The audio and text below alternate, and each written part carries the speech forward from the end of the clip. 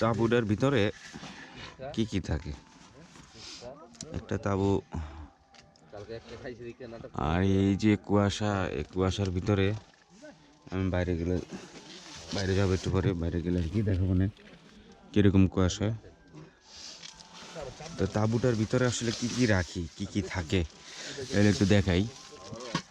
হ্যাঁ, এগুলো একটু দেখাই তাঁবুর ভিতরে কি কি থাকে।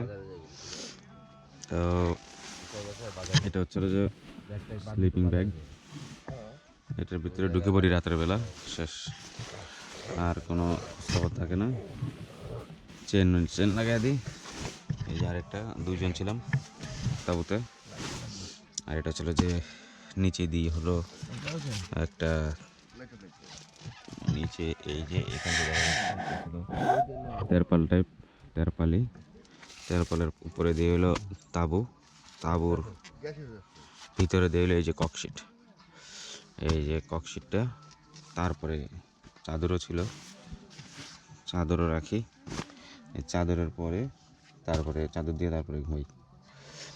আর বালিশ হিসেবে ইউজ করি হলো তেমন কিছু না, ওই ছোট ব্যাগ থাকলে, তারপরে ছোট ব্যাগ যেমন এই গতকালকে এই জ্যাকেট পরে আসছি, এই জ্যাকেটকে আর কি, যে জ্যাকেটকে ভাঁজ দেওয়া, তারপরে এই জ্যাকেটের আর কি মাথা বালিশ বানায় ফেলছি। এই হলো কথা।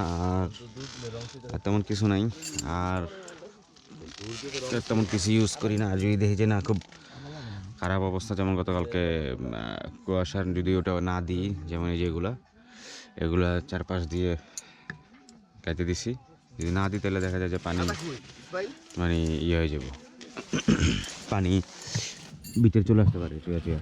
এই কারণে এগুলো দিছি যাতে ব্যাকা হয়ে থাকে। এই হলো অবস্থা আমাদের তারপর। না আদা কই